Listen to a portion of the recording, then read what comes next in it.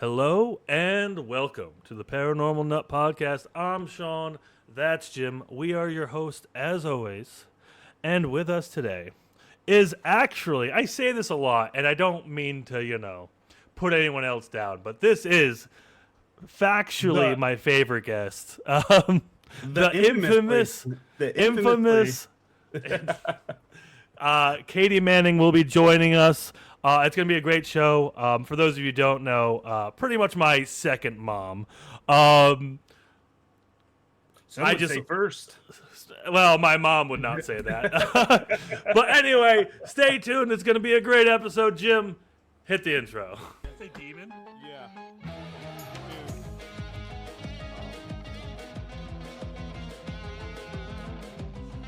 Was that you suffocating Jim? Oh, Jesus!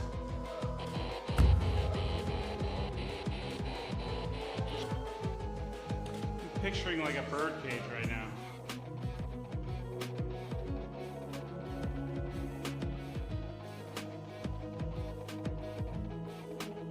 No, I grabbed my fucking neck. Seriously? Yeah. Oh! Something just grabbed my backpack. Yeah.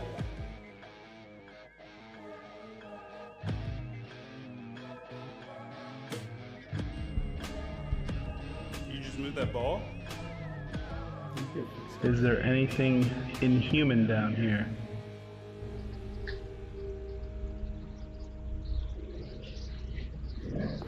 I hear growling. Yeah.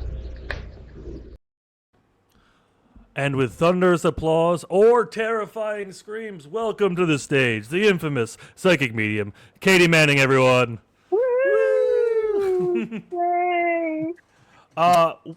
Finally, it's been 2 years since we started my podcast. I Yep.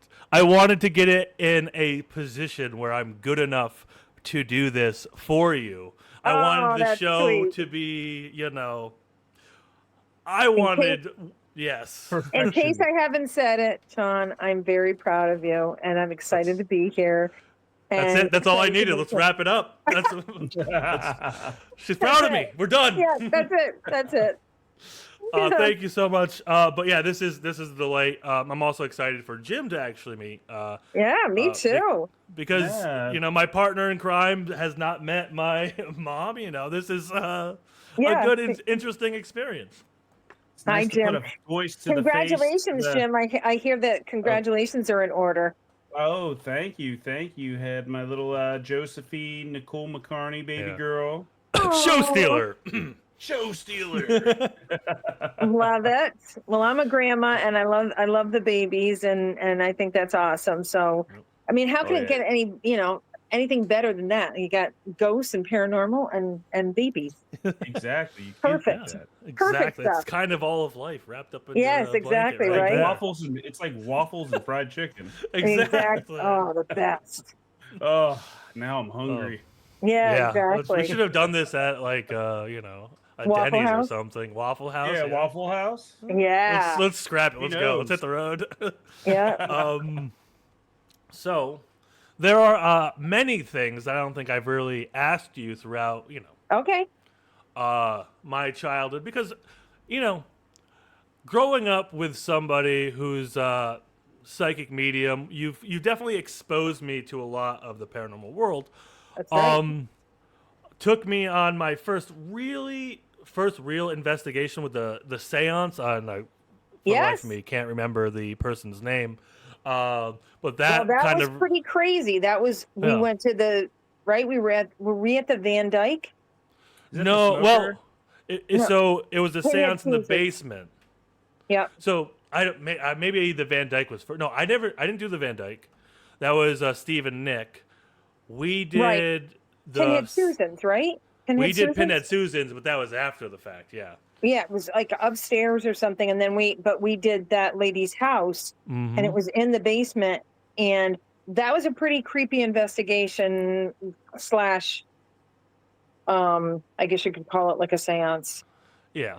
Really, introduction to the paranormal for me. I've told this story once or twice, but Yeah. we, as you do, as a psychic medium, one of the main things you do is do readings and seances, but really just these sessions for people to kind of reach out and talk to the people that have recently passed or have passed in the past. Yep. The past. Say that 20 times fast. But we set up. We got our little, it's probably 2007. So we got our little DVR like camcorders with the little lights on them. We got like 3 of them, and we set them all up. And we're going through it, and you're doing the questions. Yep. Is anyone here? Can you give us a sign? And instantly, all of us smelled cigarette smoke. And Yep. she was a smoker, and that's how they kind of bonded. They'd have their little smoke breaks with each other. And then, I don't know, it was like a beat or two after we kind of smelled the smoke, where all the cameras that were set up at different points in time Yep. all turned off instantly. Like, and this was... That was insane. I've told that story, and one of the things was Nicholas was sitting next to me, and he had either a recorder or a camera in his hand, and I can't remember. But the first thing he said was he leaned over and he whispered to me, he goes, "This thing just turned off." And I went, "Oh." And with that, Sean was looking up, and he was holding a camera, and he was looking at a camera, and he said, "The camera's just died." And the whole room went dark. I mean, like, if there had been just little peeps of light, the room was pitch, other than like a candle, like a fake candle in the middle of the floor. That was it. Everything else had gone from full battery to absolutely everything was turned off. It was crazy. Really crazy. It's just, you kind of, you see that as, I don't know, what we were, 16, 17 maybe. 18 is pushing it, but crazy night. Obviously opening the door for what this became. So really, all of this, ultimately, this show, this channel, is ultimately your fault. So send all your hate mail to psychic I've been medium. accused of worse things, so it's good. Yeah.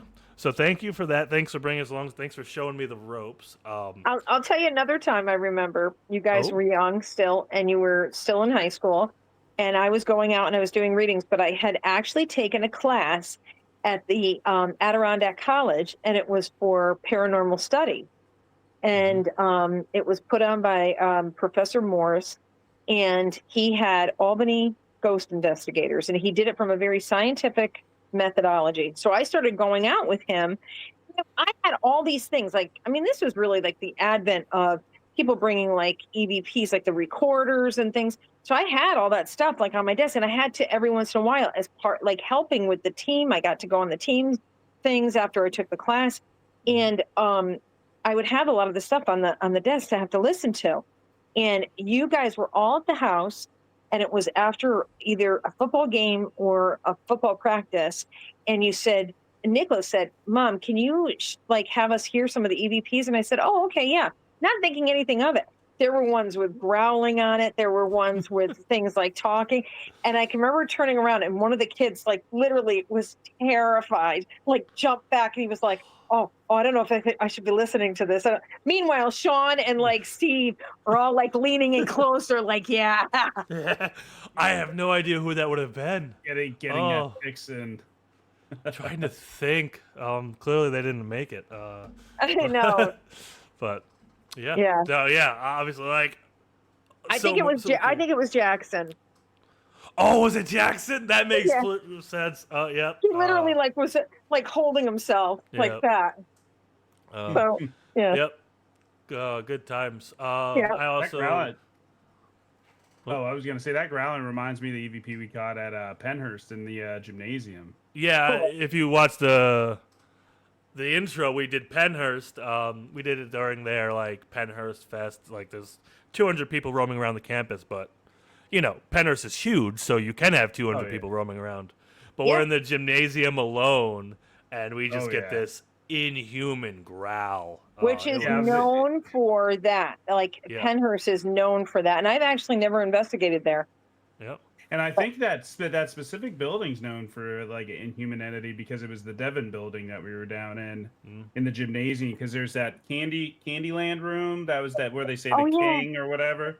yeah. So that was down the hallway from there. But Yeah. we got some crazy stuff like which I still haven't gotten fixed yet. The Oh, corrupted yeah. SLS. It was great. Me and Sean are just like looking at this thing and we're like. So you see like it's like this black mass in the middle of the room out of nowhere. It just like comes Well, together like So have you kind of put? Have you ever you've seen IR footage and you'll Yep. see like dust motes, but the dust, dust motes yeah. is typically like gray, but for some reason like there's a lot of these black dust motes like everywhere. And then Jim, go ahead. yeah, so it all like literally like came together as like one body. And, like you saw the head, the shoulders, like the torso, and then it was like almost like ethereal like leg. There was no legs, it was just floating. Yeah. And you see it just go across the screen, it stops, looks over, Yeah, Oh, the thing geez. like then you just see it continue going. And and like after that, it was and nothing like Mike body cam. I wear a body cam when I go investigating, and I literally was not facing the camera Yeah. at the time because we were so in awe what was going on. Yeah. Because I was standing at an angle looking at it because we're like on the stairs. And I was like just missed everything. yeah. Well, and that's 'Cause- so much of that you can't, especially in a place like that. You probably have a little bit of both residual and intelligent haunting that are trying to communicate that could be working like a portal, and because or is it residual like just guards or different inmates Doctors, patients, like walking doctors Patients, yeah. walking through. Tell you an interesting story about that particular location that kind of affected in my life. I had gotten a phone call from a young lady who was dating a guy of a different faith, and she said, do you do anything like exorcisms? And I'm like, not as a regular, no. And she said, well, my boyfriend has been having some experiences. Can we talk to you? So myself and Michelle Lyons-Polito went over to her house in Rotterdam to meet with her and her boyfriend. They were young, and he lived in Niskayuna, and he was having all kinds of things happen at his home. He was having furniture moving, things levitating and kind of dumping into the room. And the final thing that happened that she was really alarmed was they were both talking on the phone late at night, had fallen asleep like young love does. She woke up in the middle of the night to a horrifying growling sound on the phone. Her father heard it from his room, came in and said, hang up that phone, there's something wrong. So she hung up the phone. The next day, the young man had woken up and there was blood on his pillow. And went to the doctors, and the doctor said, I've never seen anything like that. It looked like his tongue had been burned, not bit, burned. So he said, How? Is that So- is that dealing with like a djinn almost? right, that's exactly what they called it, was a Yeah. djinn. And it was of that kind of background, that culture that would use the word djinn. He actually said to her boyfriend, I think you need to get somebody in there to clear the space. So as we're interviewing her and him, every time he spoke, the kitchen light, like out of a movie, would go vroom, vroom, go down and go up. So I'm asking questions. I said, have you ever had a haunting when you were a child? Have you ever had anything before happen? No, never had anything. Didn't believe in ghosts. Didn't believe in anything like that before. But every time he answered, if the girlfriend answered, nothing happened. If Michelle was speaking, nothing happened. And then like the third or fourth time when he answered a question and the light did that, I finally turned to Michelle and I go, you're watching that? She goes, yep, it's happened every single time. So we cleared him, and then we just gave him stuff to clear his home with. We didn't actually physically do the home, but we cleared him, and we got done. And he called us the next day and he said, I was thinking about it afterwards, two different things, that he had owned a lot of different businesses, and apparently it was doing a similar thing at the businesses where the lights were coming up and down, electronics were going haywire. And then he remembered that he and her remembered that it started, because I kept asking when did it start, and he couldn't really remember. Started after they had paid a visit and took a tour of Penhurst. Oh, And when they did, anybody, every walk of life goes there. he was making fun of it. So he kept trying to scare his girlfriend, and he kept going, "Ooh, ooh, look at me! I'm touching this. Look at I'm possessed. Ooh, look at me!"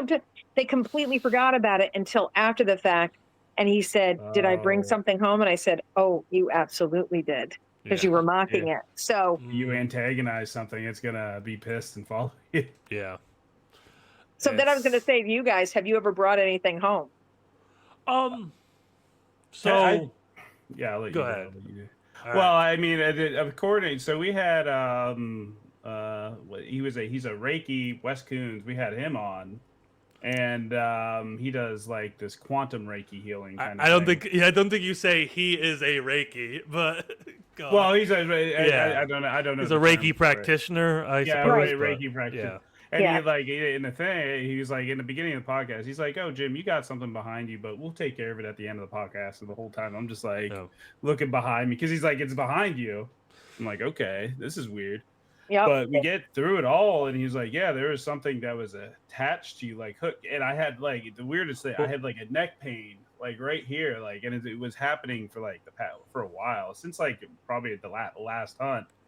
And Yep. he did some sort of like he like kind of like he's like, no, now image in your head that you're taking a hook out of your neck and like you're pulling it Yeah. out, and like he did what he does, and literally like a half an hour later I had no neck pain anymore. Well, And you it, forget like the craziest part. oh yeah, but yeah So- that So Go, we're go. doing this. We're not recording because we just interviewed him and we were doing it after the fact. And you can see Jim's room's a lot darker, but his room was lit up. But it like that chair in the background just felt very dark. And I wish we were recording because by the time everything was over and he did the whole process, Jim's background was like lighter somehow. It just Yeah, it was felt like a lighter. shade Yep. lighter, like it was Yeah, crazy. noticeably. Mhm. Yeah. So, Have you ever brought anything home, Sean?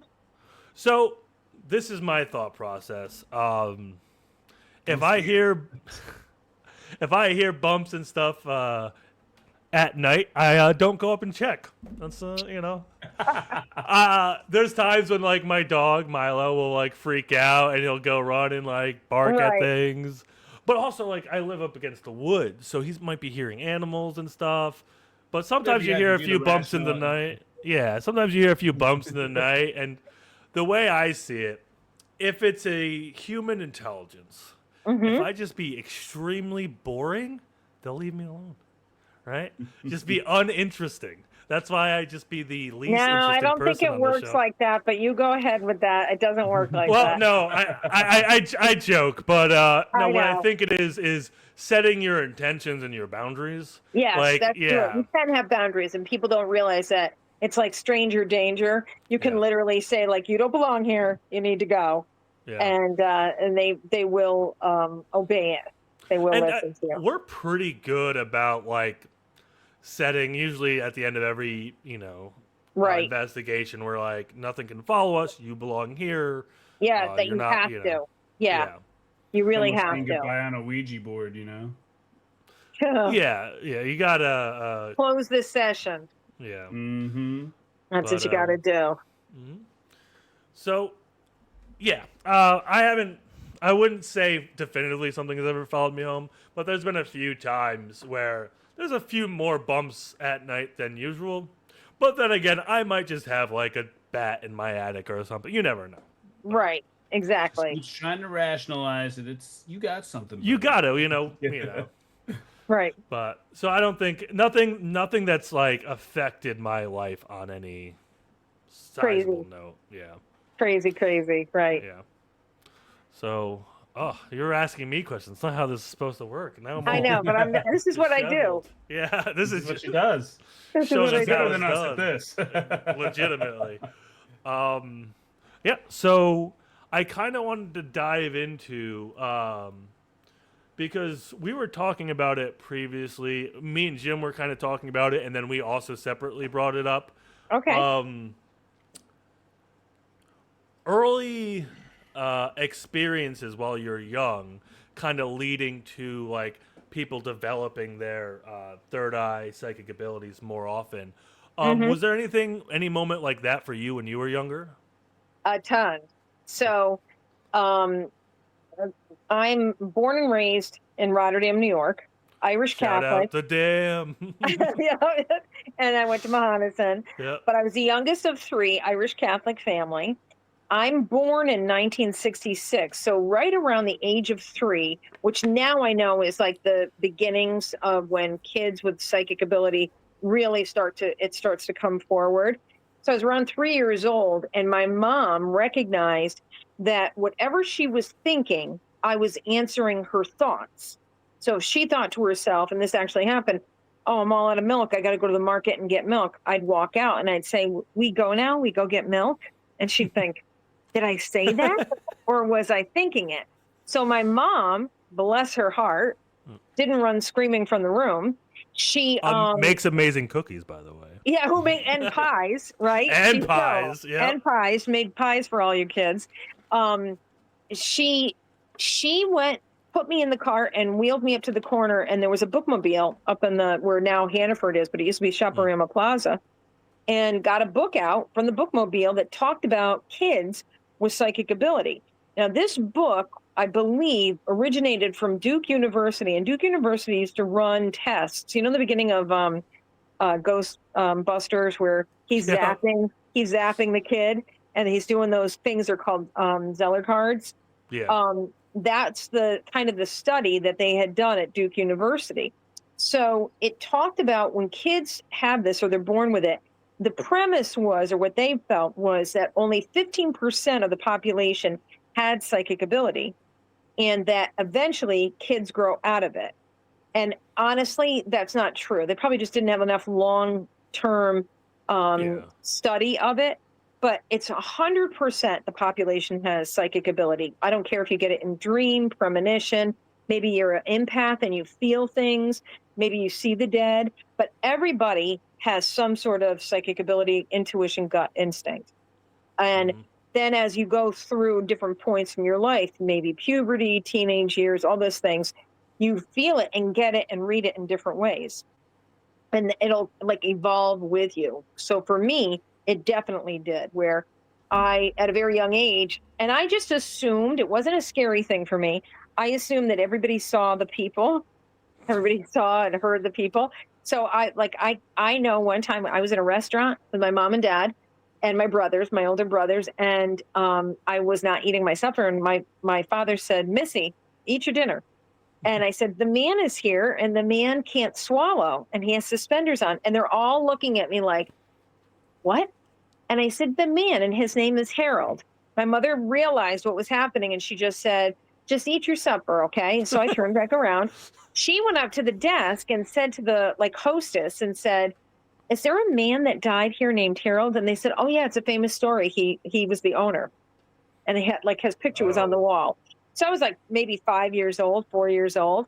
So it kept growing with me, evolving. I lived a very normal life and growing up, but it was because my family knew what I did or had this ability.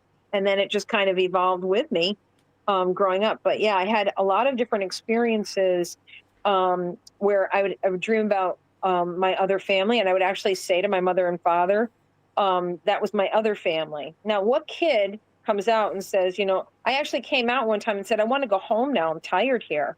And my mother would be like, Katie, you are home. I would say that to my mom. Yeah. I'm going to go hang out with my other family. I'm going to go home. Yeah, she didn't realize it was across town. Yeah. But you're too funny. But yeah, so that was the beginnings of it. And then as I went through junior high and high school, I was having a lot of very psychic dreams. And so I would dream about things. And then the next day, every single part of it would happen. From the time my eyes were, I opened up my eyes and I woke up, the whole day I had already dreamt about premonition. And then going into college, I went to the College of St. Rose, and that is a very haunted campus. Later on, to be confirmed, all these different happenings there on that campus of different spirits trapped there. But you figure at one time, those were all residents. Those were not dorms. They were people's homes, and they're kind of some of them just coexisting there. So that was another Also, part of it. Rip St. Rose, right? They're done. I know. Now You're it's not college now it's educated anymore, right? They No, don't well, have your degree.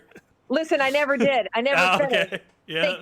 They kicked me out. I had other drinking issues or spirits that I was working with at the time. And so I didn't finish my degree, but I Sounds started like you working- did the St. Rose experience right from everybody else I've heard from. Yeah.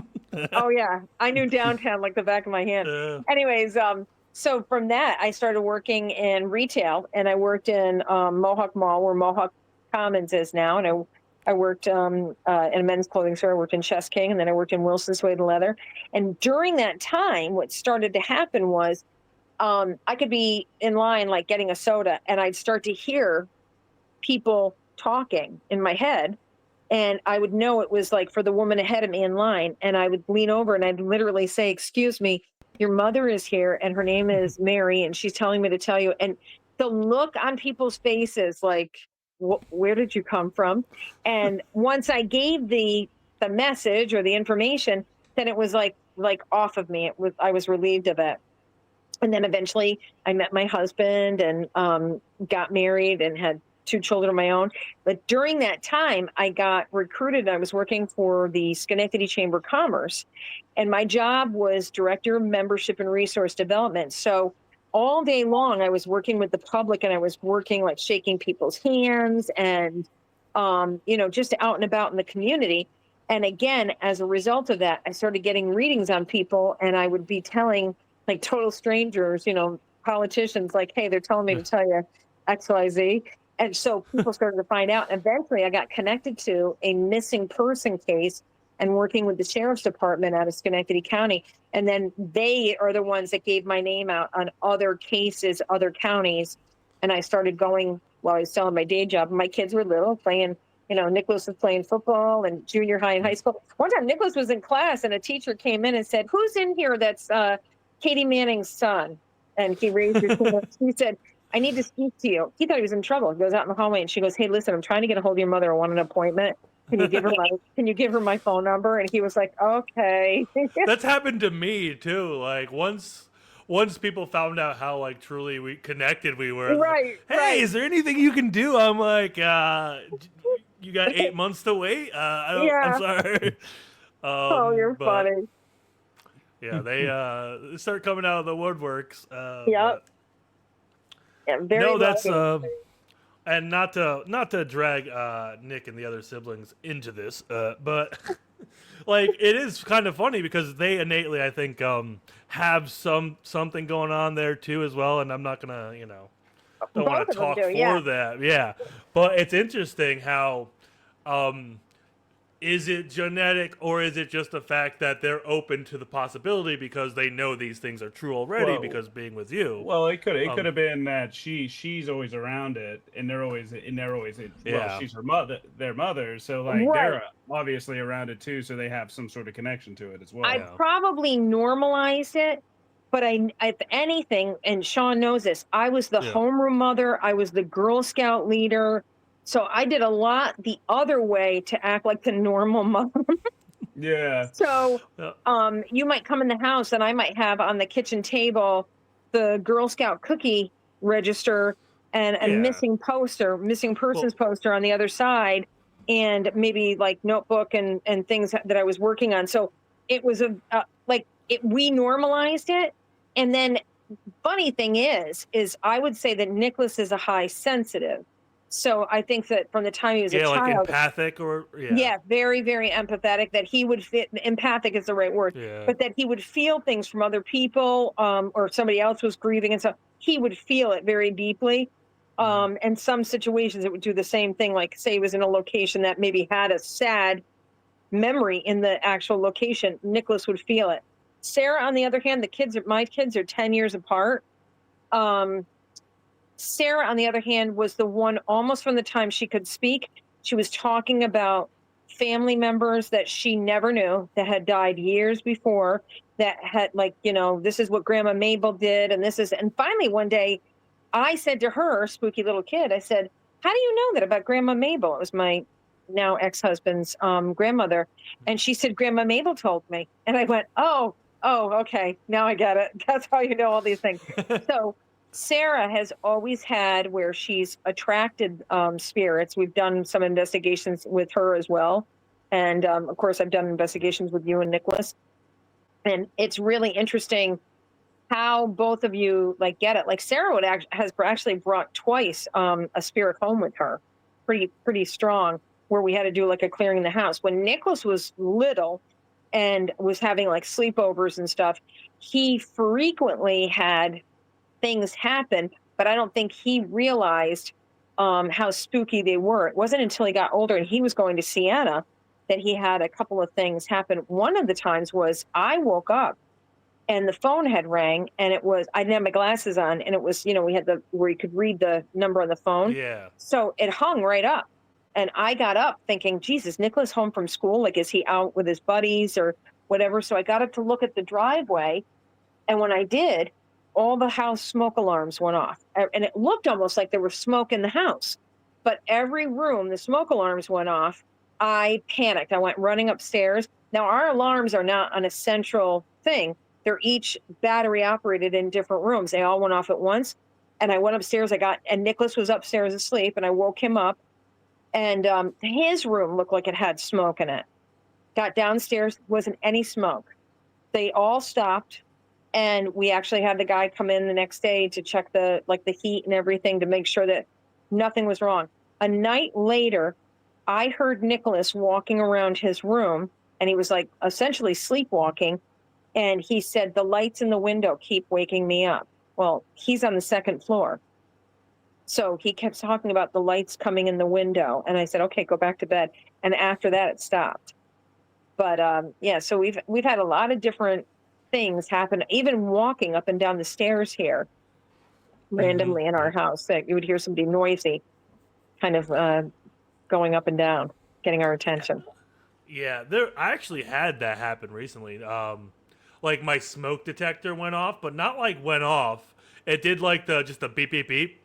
Yeah. And not, spoiler alert, I don't have batteries in my smoke detector.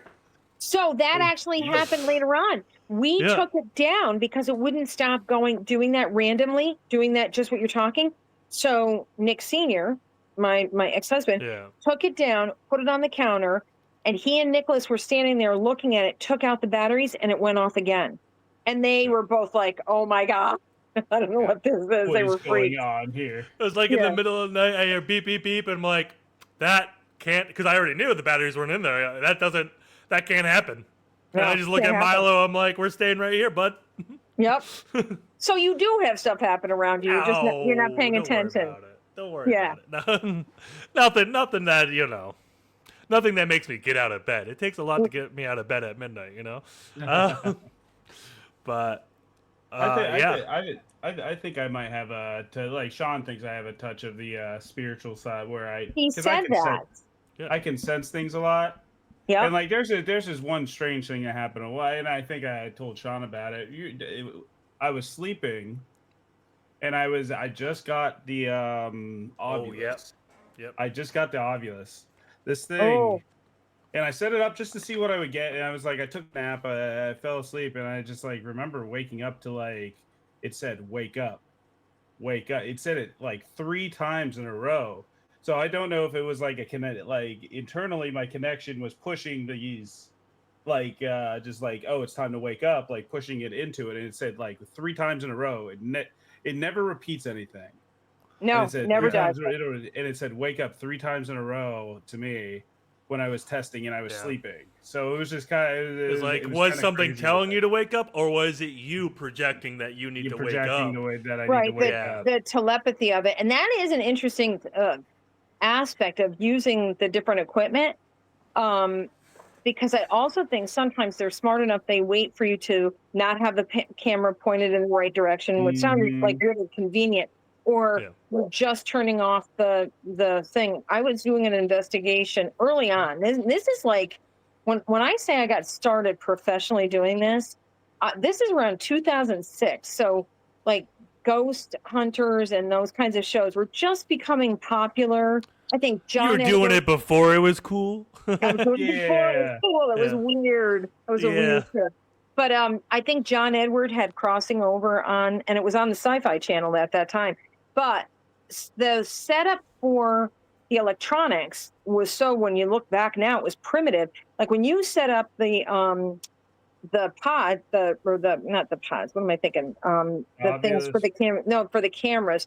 They had to have two cameras. The tripods or the the sticky tripod, ones. but it had a bar in between, and it was two cameras on either end.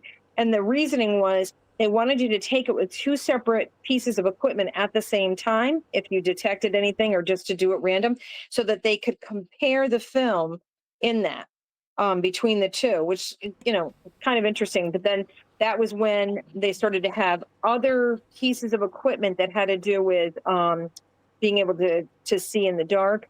And what I started to say was, I was at a house over on Sparrow, and it was known to be haunted. Turned out later, when I did the research on it, I got information from the Guilderland records that in the historical records, that it was part of the Underground Railroad, the farm. So any of the houses that were on, say, if you're going down the road, any of the houses on the right side never reported any hauntings. I had at least 3 houses independently contact me about things happening in their home. But while I was in the one home, they still had 2 barns, and we were in the upper part of the barn. It was actually investigating with a retired colony police officer, and he and the owner were talking at the other end, and I was like walking around. I had one of those small recorders, and walking around and talking and saying, if you want to communicate, you can talk into this device, and blah, blah, blah. Just went to look at it, and I was going to turn it off. Mm-hmm. And when I went to turn it off, before I did, thankfully, very loudly in my ear, I heard like a sigh. Yeah. And the weirder part about it was wintertime. It actually hurt my ear. Like it hurt. Oh, yeah. Like it ached it. Like it made it ache. Like it didn't just happen. It ached in my ear and went down like the side of my neck. And it actually startled me to the point that I turned around. I thought maybe it was this other investigator and the owner, somebody like leaning over, just like trying to mess around with me. They were all the way at the other end of the barn. So I started to freak out and say something to them. And they said, he looked down and he goes, "Your recorder's still on." We caught it on the recorder. But I actually think I wouldn't have caught it had it been seconds, because I was looking to turn it off. And I actually think it waited until that very moment that I was separated from them, that I would not have been able to catch it. Do you think that it like tried to get in before you was turning it off, or it thought you turned it off? So I was like, I'm going to mess with you.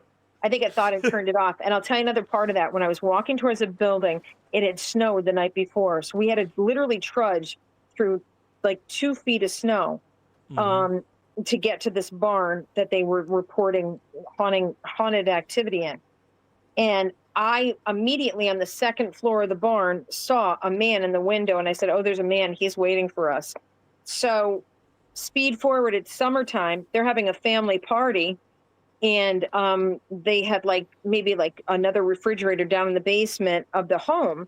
And the girl goes down and she came back up, one of their friends, and she was white as a ghost. And no pun intended.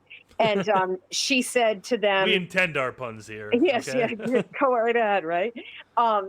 She said, "Do you guys know somebody named Katie?" And they all whipped around. They said, "Yes, we do." She said, "He said he doesn't want her to come back." So whatever she heard, it didn't like me and didn't want me to come back. And it said something, and she was like terrified. Like she didn't know who I was. She didn't, but it spoke to me up by name. Another investigation, probably one of the scariest ones I've ever been on. I was asked as part of a kind of a local thing, but it was called Scary Toga Magazine, and it was somebody that was featuring different locations throughout the Capital Region, especially during the summer months when Saratoga is in high season. Mm-hmm. So one of the places they were going to kick this off was Professor Java's. It was the original one over on Wolf Road. So for years, everybody's always talked about Professor Java's being haunted, and I didn't know the whole story about it, but everybody heard about it. It's local lore. So we get there. I had put it out to a few of the people on my Facebook at the time. So some people wanted to attend it. So at the press conference, we had Ray, who had what they call the Paranormal Lab. He had a lot of electronics and devices to use. Then there was Spirit, which is another ghost investigator. I think it's all predominantly female. And myself. There might have been somebody else there.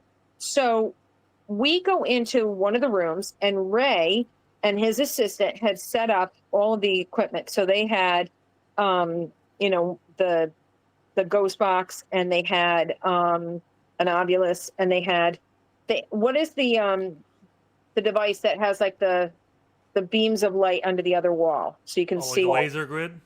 Yes, they had something like that set up. G2S or GS2 or whatever. Yep.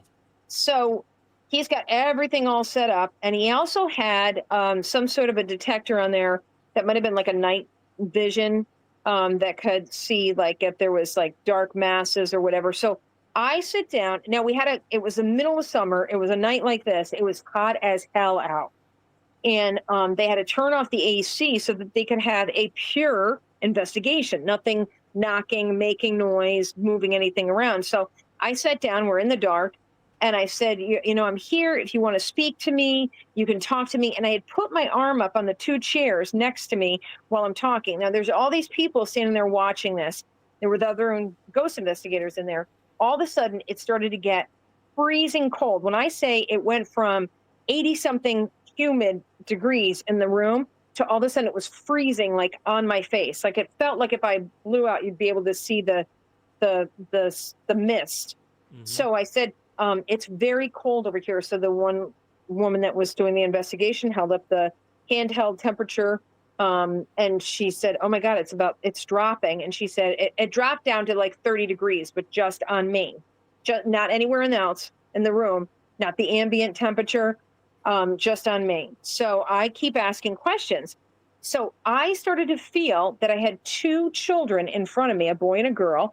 And I had on big bangle bracelets, which you probably should not wear in an investigation because it can be noisy. Jingle, jingle, jingle. Jingle, jingle, right. So I was trying to keep my hands still and not talk with my hands like I am right now.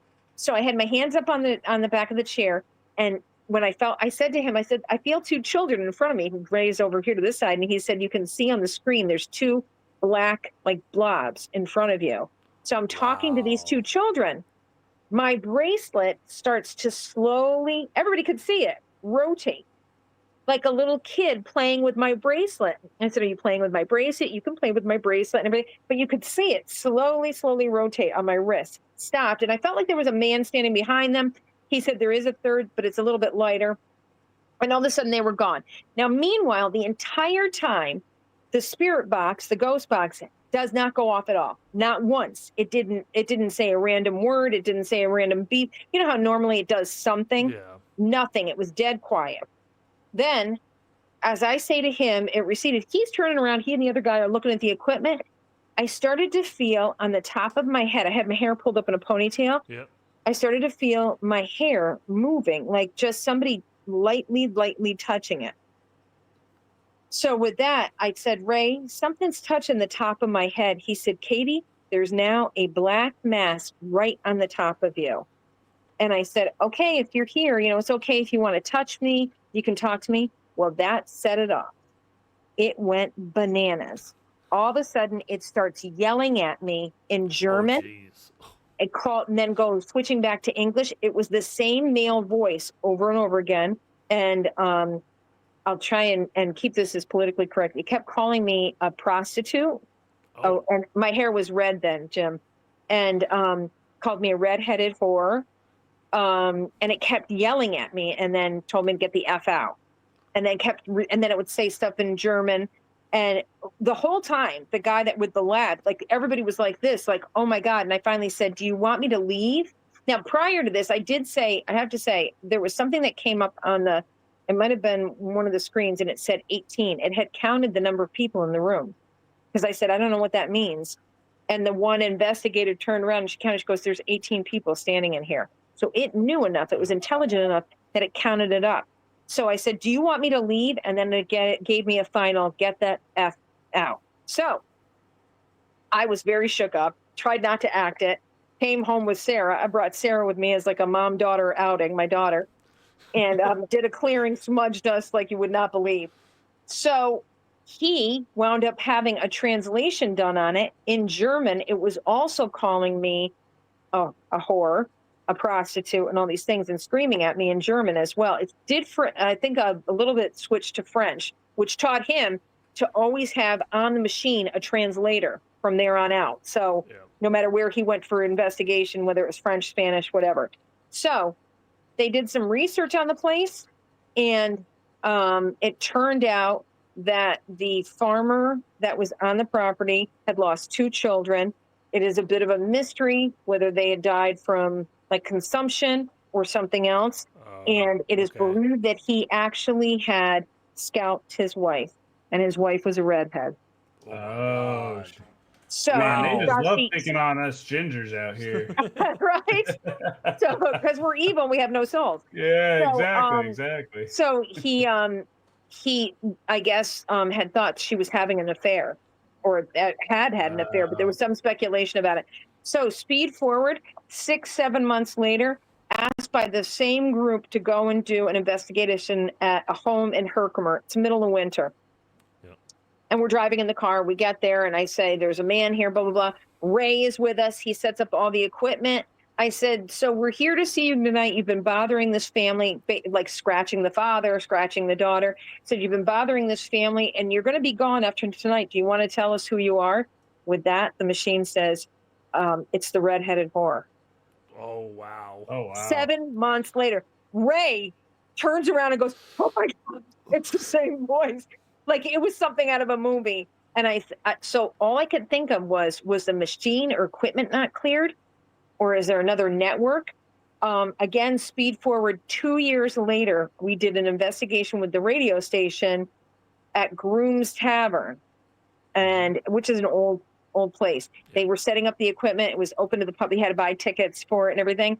And I said, oh, I forgot something. And I ran back out to the car I wanted to get my dowsing rods. When I went back out to the car, Ray was setting up. The machine said, the whore is here. That whore is here. Oh my! This guy's making his rounds. I'm not here. Spot. You're the one that's here. You're not supposed to be here. Was he following you around?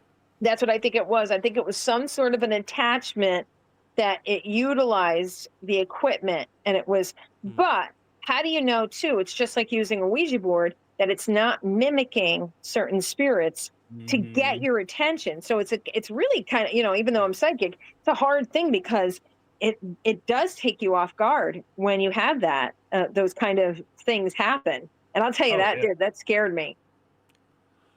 Yeah. I can't imagine. I haven't been anywhere with that level of aggression, I guess. Well, pointed and directed at me.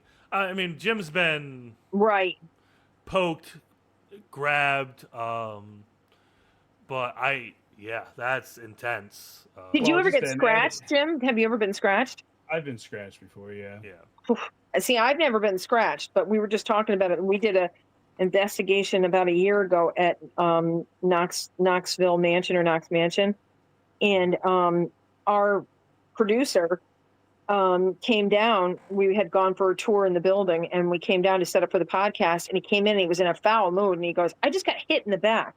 And I turned around to Michelle Lyons-Toledo, because that you're not usually hit. It's usually a scratch, but it feels like a punch. And I said, Dee, lift up your shirt. And he goes, no, I just got hit. And I go, no, lift up your shirt. And he had swirls right down his back. Oh, yeah, that when I got scratched, and I don't want to go through the whole story. But we had an entity like a demon in the house in our farmhouse back in Canada. Oh, wow. I was playing hide and go seek with my brother, and I hid in the closet. And so basically he's coming up, I'm getting excited, nervous. You're not going to find me. You're not going to find me. And all of a sudden, something from the back of the closet literally grabs me and pulls me into the back, like lifted me off my feet, like pulled me into the back of the closet. Oh, and I'm wow. start screaming, and my brother's like trying to open the door. He's trying to open the door, can't get it open. Wow. Finally, Man, the thing finally opens, and my brother sees me just like I'm just like a bawling, just mess. that, and I'm probably like 4 or 5 at the time. And I remember him telling me I had 3 scratches on both my arms where the thing grabbed me. Wow. Yeah, like we had like a Catholic church come out and they did a exorcism on the house. Where was this in Canada? Really? Okay. It's Yep. so it's just a little bit outside the Toronto, Ontario area. But yeah, no, it was crazy stuff. Like so but the backstory kind of like this it's almost like Amityville horror, like this father Yeah. killed the wife and the kid and then killed himself, who owned the house. So I don't know how far generations back, but yeah, it was one of those kind of ordeals, and it left like this mark on the house. Right. And that's exactly what I was just going to say to you. You don't know if it's an actual spirit, which most likely it's not, or did it open like a portal? And Yeah, exactly. and that happens in some, and it could have already been there, and maybe part of the reason why he went mad and did what he did. But there's certain locations that it kind of like pools or puddles. If there's railroad tracks nearby, if there's water nearby, those all seem to work like conduits to amplify those kind of activities in those places. So it sounds like yeah, I would put you in the category then, Jim, of being an indigo child. Indigo Yeah, children always having that ability to feel, sense, and I attract spirits. and Sean can always like I'll be like I tell him it feels like pressure. Like when I feel it, it feels like pressure. Like I'm underwater. Like there's Yes. waves crashing over me when it happens, and I'm just like there's something here, Yeah, I and remember at like Sachs Bridge the first time when we yeah, were actually investigating with each other, and you crossed that bridge. So like we went down the bridge one way. Fine. There's some things that are happening on that side of the bridge, but we come back and just like everything began to escalate. We were getting EMF levels that I'm pretty sure weren't like safe for yeah, like humans to be we were around. like it was hitting like 600 like on Like the it was EMF pegging reader. my meter. Wow. Yeah, it And was. yeah, Jim's sitting there like I just feel like a boat is on me right now, or Yeah, like we had to go. Okay, that's where let's step away. Let's ground. Let's Yep. let's Yep. That's so the thing with any ability, and I do think again, I can't stress enough for your listeners and people that I think everybody has ability. I think we get it in different levels and we get it in different parts of our body. There is something called the clairs. So we always talk about clairvoyance, which is clear seeing. So Mhm. all clairs can be subjective versus objective. Subjective means you're getting these feelings, this stuff inside of you. Objective means it's happening outside of you. So we could be in a room and we would see a ghost like formulate, and it would happen outside. That is an objective clairvoyant experience. And sometimes more than one person sees that. But if only you saw it or you were seeing like a movie in your head, that is um, subjective meaning self inside of you that you're seeing, an objective outside of yourself. The other one is there's clairscent. You might smell something. Clairsentience, which is you feel it on the body.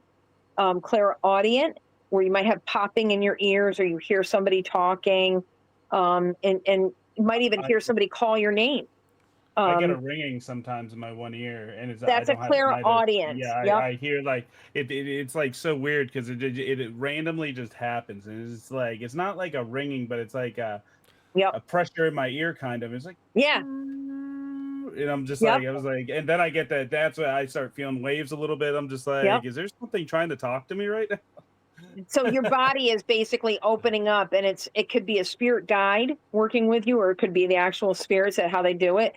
Pay attention to what side of your body that it happens to, because that It's can on give my you right side. so that usually means I'd have to look it up, but I think that's usually spirit, and I think it's the left side is like spirit guides or angels, angelic energy.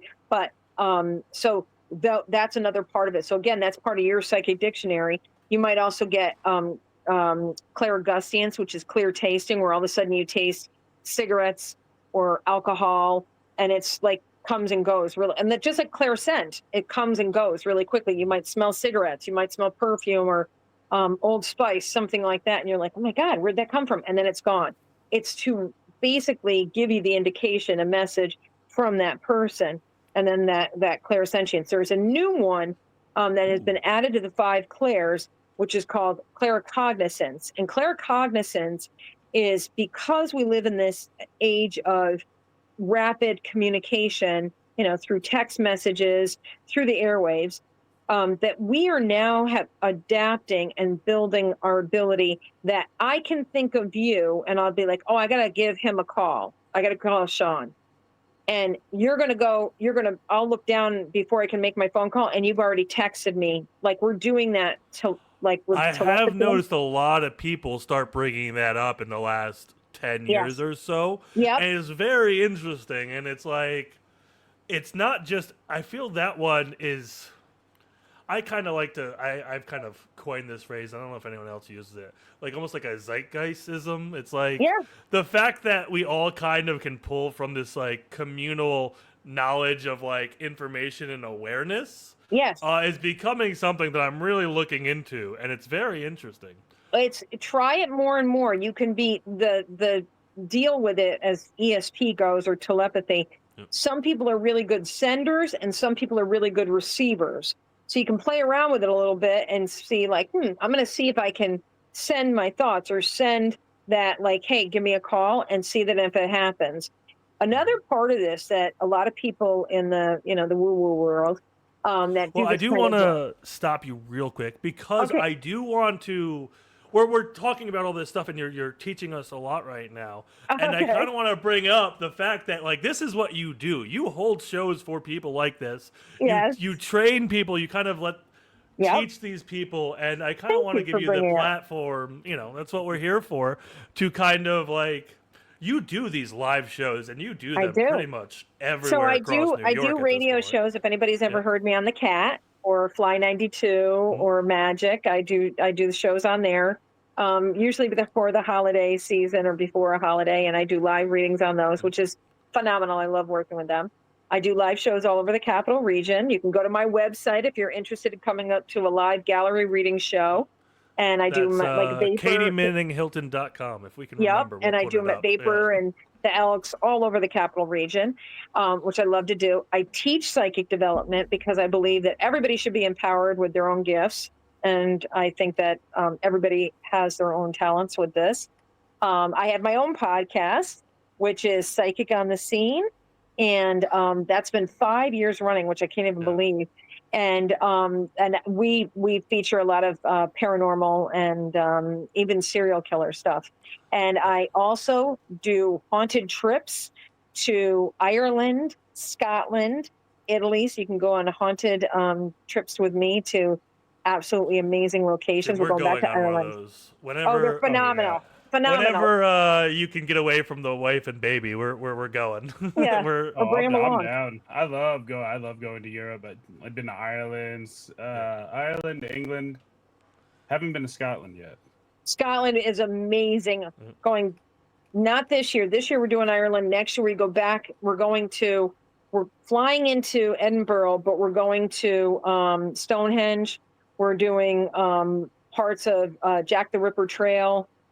And that's next year. Didn't they just prove who it was by actual DNA evidence? Yeah, they actually did. I can't for the life of me, and I don't want to implement someone in a crime that's 100 years old. But it was somebody that they always had on their radar. It was one of the names of the many that they had, but they said that it was that they found out through the DNA. I know there was one of them, and I don't know if it was this person, but one of them was suspected a Polish doctor. I don't know if that's who they ended up going with, but there's a couple other candidates as well. Yeah, one was royalty, and another one was called the Butcher. Mm-hmm. And I can't remember which one it is either, but yeah. And I got the banner. Yeah. Oh, boom. There it is. KatieManningHilton.com. We got it. We nailed it. We're doing things. Yeah. So if you are interested in learning more about opening your own psychic abilities, I mean, the best resource I know of. There are plenty of great people out there. but they're just not as good. I'm sorry, that's just facts. I'm not saying that. The facts are. I still work agree. on police cases, and I still do readings, like private readings for people too, so they can inquire about that as well if And they want. She is like the modern Lorraine Warren. You know what? I appreciate that too, because I do relate to that. One of probably the best movies I ever saw was The Conjuring, the first one. And things in that movie, I was like, that's actually how it happens. Yeah.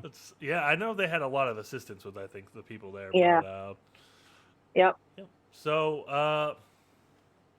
I think we're just at an hour exactly right now. Oh, We I can nailed keep that. going. We can keep going if you want. I think we got a lot to talk about, but we won't go too far. We won't go too far into the Well, how next about hour, this? I'll come back anytime you want. Ooh, tempting. Because I am your other mom. Well, we gotta get you. We gotta go out and actually investigate because it's been I'd love literally 10 years. So I got a couple things, but they're all packed right now. But That's fine. And you can test me too. Oh. You can see if I actually have abilities or anything. Yeah. I think you do. I think you have abilities. I was going to get Orange County Paranormal on the pod, but it never worked out. They're sweethearts too. Yeah, it was just one of those things. I hit them up in like September or November, and they're like, "Whoa, no, this is prime time. We can't. We're a full 100% blast." I was like, "All right, I'll circle back," and I never did. But that's one of the locations I know, the Grapevine Farms out there. Very active, very, very active location and busy. That's a great one to go to. Yeah.